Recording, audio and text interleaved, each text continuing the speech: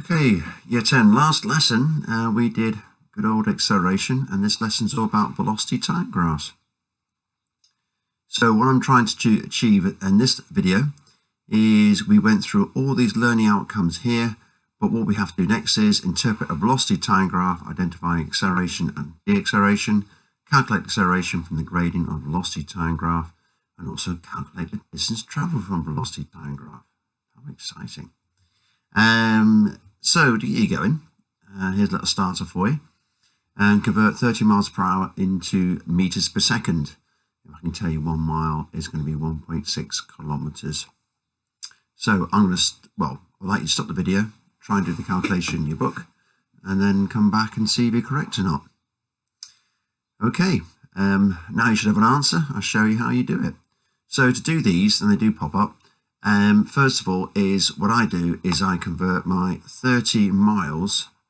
I want that to go into kilometers.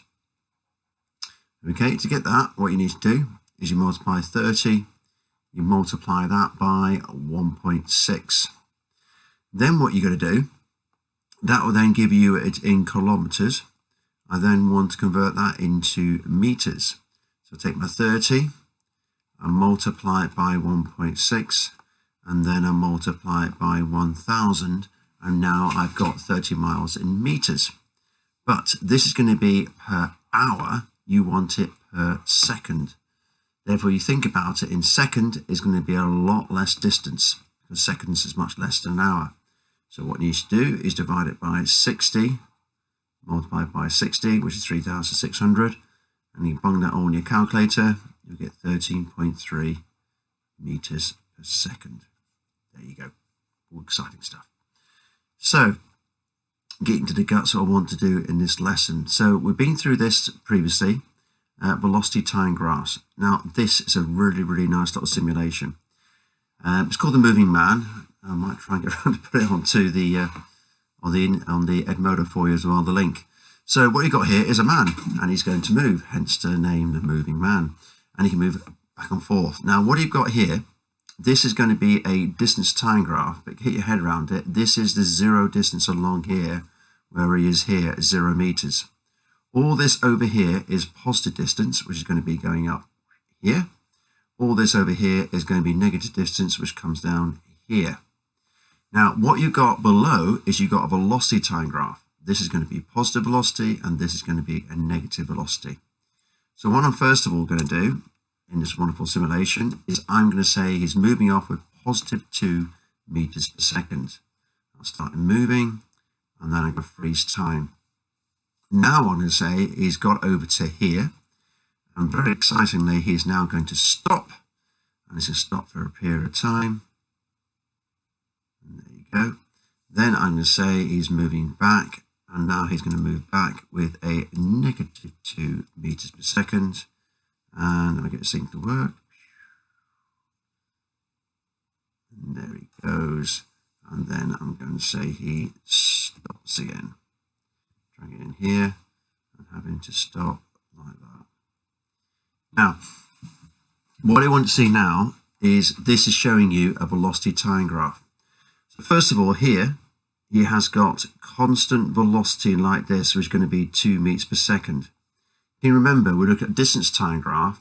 If the steepness or the gradient line was constant, it meant you have constant velocity, and I can see it here. Here, he's stopped, he's not moving anywhere, hence won't the speed, don't worry, just more or less comes straight down. You see now the velocity is going to be 0.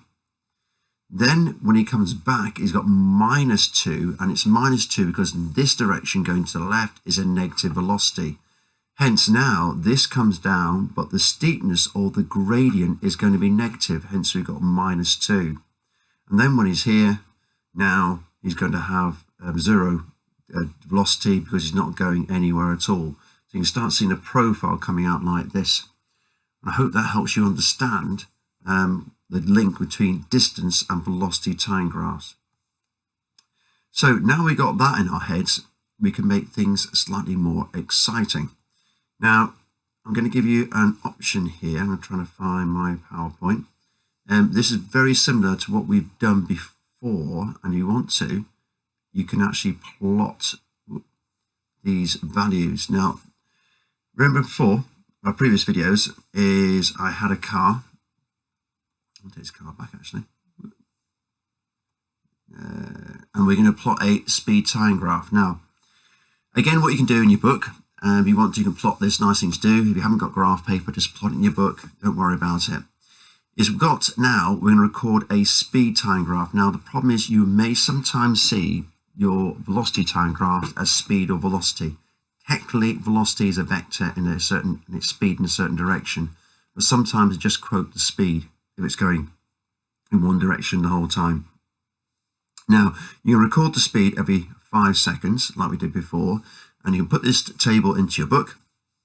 And if I go across to the next slide, apart from the fact I can't freeze them for some reason, they start off for some bizarre reason straight away. Now, what this does, the next slide here, is I managed to recess it. There you go. What you got here is a timer, and it gives you distance traveled and also the speed in kilometers per hour, and gives you the speed in meters per second. Now, when it starts off, you can start it instantly. 0 time, you've got 0 speed. So the first part there, you can put in 0. And what you need to do is record the speed every 5 seconds. Are you ready? So here we go. 0 is 0. So at 5 seconds here is going to be 6 meters per second. 10 seconds, you can see it's 16. You can start doing it yourself now. 15 seconds, record. 20 seconds, record. 25, record. 30 seconds, record.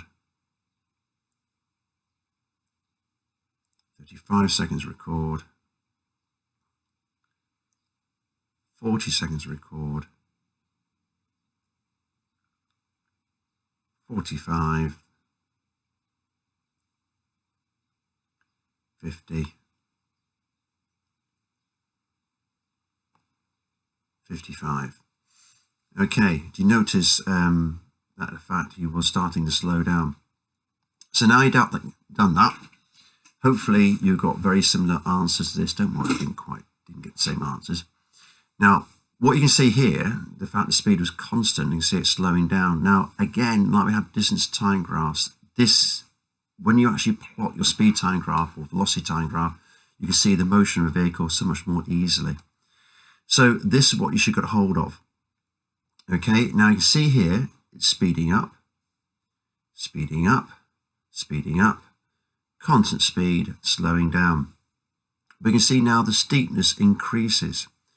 Now, what the gradient or the steepness of a speed velocity time graph gives you is the acceleration. So in other words, here you see the velocity is rapidly going up, or the speed's rapidly going up, therefore we got high acceleration, and here the acceleration is less. And this is the beauty of what the speed time graph does. It gives you the ability to actually work out the acceleration. Again, here we can see it slowing down, therefore we have negative acceleration because it's getting slower and slower. Here the steepness is going to be 0, therefore the acceleration is going to be also 0. So to recap that, here you've got it accelerating, here you've got it at constant speed, and here you've got it decelerating, or is going to be slowing down. Here you've got no gradient at all. Again, you have got 0 speed, 0 acceleration. Again, doing a comparison across, this is now showing you the speed time graph with a distance time graph underneath. Here you can see the steepness is going to be constant, therefore the velocity of the speed is going to be constant. Here is curving up because it's going to be accelerating. Here is curving down, therefore it's slowing down or deaccelerating. Okay, and that PowerPoint shows you that bizarrely all over again, what I just explained to you. Okay. So now getting out of that, getting back to